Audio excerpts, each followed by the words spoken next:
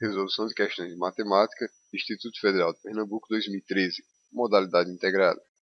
Questão 18.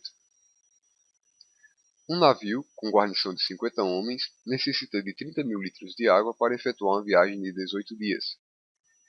Diminuindo a guarnição para 30 homens e a água para 20 mil litros, determine qual poderá ser a duração da viagem. Muito bem, uma questão como essa envolve regra de 3 composta, né?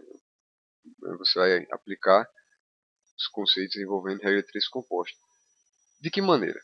Bom, você vai primeiro enunciar aqui quem são as variáveis do problema, né? Então você tem aqui que as variáveis são guarnição, água e dias, né? Então com essas 3 variáveis aqui, você vai primeiro dispor. Então eu tenho aqui a letra G representando a guarnição, a letra A representando água e a letra D a quantidade de dias, certo?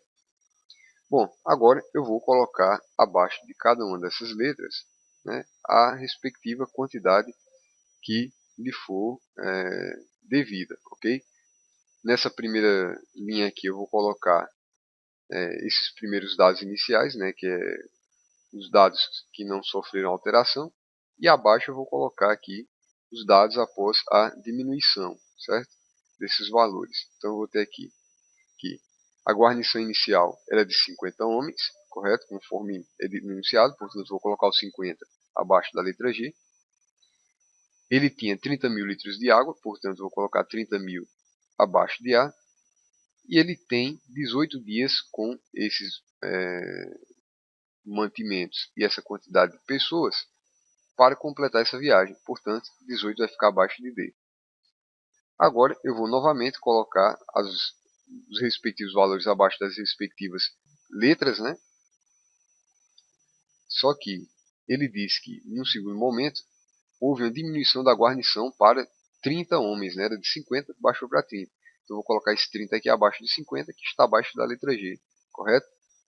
Mesma coisa vou fazer com a letra A, né? Ele diz que houve uma redução para 20 mil litros, era 30 mil, né? Então eu vou colocar 20 mil abaixo de 30 mil, que por sua vez está abaixo da letra A.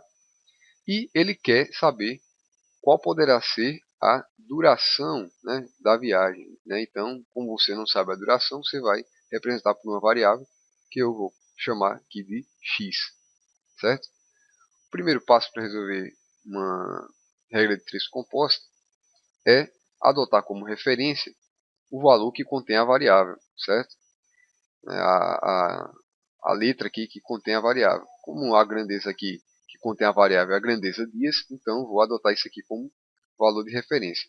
E vou compará-las com as grandezas, né, que sobraram, no caso aqui guarnição e água. Comparando a grandeza dias com a grandeza guarnição, há uma relação inversa, né? Ou seja, se a quantidade de pessoas diminui, a quantidade de dias para executar uma determinada tarefa aumenta. Portanto, é uma relação inversa. Então, eu vou colocar essa seta aqui para baixo como, tá, esse valor de referência que eu estou tomando aqui, que é a grandeza dias. E toda vez que eu tiver uma situação de comparação inversa, eu vou colocar uma seta no sentido contrário, né? Portanto, aqui a seta está para cima, mas não indicando por aumento ou redução, não, tá? É só para vocês terem uma ideia de que está havendo aí um processo de inversão, ok? E toda vez, consequentemente, que eu tiver um processo onde há uma diminuição de um lado e diminuição de outro, ou aumento de um lado e aumento de outro, né, entre duas grandezas, então você vai colocar setas no mesmo sentido. Como isso não está acontecendo aqui, eu vou colocar em sentidos opostos.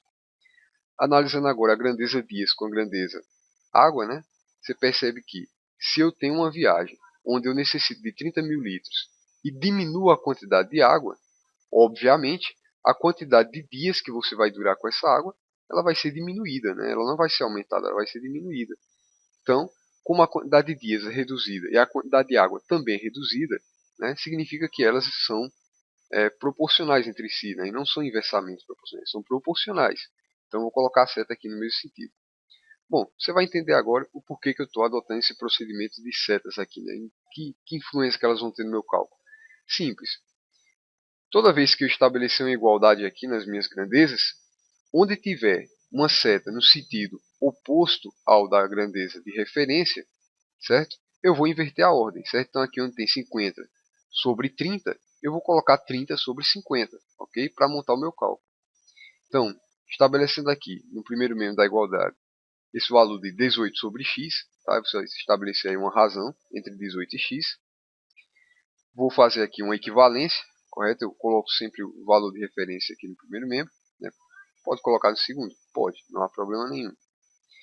E essa igualdade aqui vai ser dada pelo produto, né, das duas outras grandezas. Só que, como eu havia falado para vocês, como a grandeza, guarnição, ela é inversamente proporcional à grandeza vias, então você inverte o sentido. Né? Em vez de ficar 50 sobre 30, você vai colocar 30 sobre 50. Tá? E aqui, com a grandeza água, você deixa do jeito que está. 30.000 sobre 20.000. Tá? Então é justamente para isso que eu coloquei essas setas para adotar o procedimento de referência. Bom, de posse disso, agora eu posso calcular, né? Eu vou eliminar esses zeros aqui. Então eu posso reescrever isso aqui como 18 sobre x igual a 3 sobre 5 vezes 3 sobre 2. 18 sobre x eu vou repetir. 3 quintos vezes 3 sobre 2 vai ser igual a 3 vezes 3, 9. Né? Você multiplica numerador com numerador e denominador com denominador. Portanto, 5 vezes 2, 10. Agora eu posso aplicar aqui o produto do meio pelos extremos. Né? Então eu vou ter 9 vezes x vai dar 9x. E 18 vezes 10, 180. Vou isolar a variável x no primeiro membro e passar esse 9 que está multiplicando x para o segundo membro, né, dividindo 180. Então vou ter que x é igual a 180 dividido por 9. E 180 dividido por 9 vai dar o valor de x, que é igual a 20. Portanto, eu tenho que a resposta correta é a letra E. Se eu diminuir a guarnição para 30 homens e a quantidade de água para 20.000 litros, eu terei um total de 20 dias para completar essa viagem.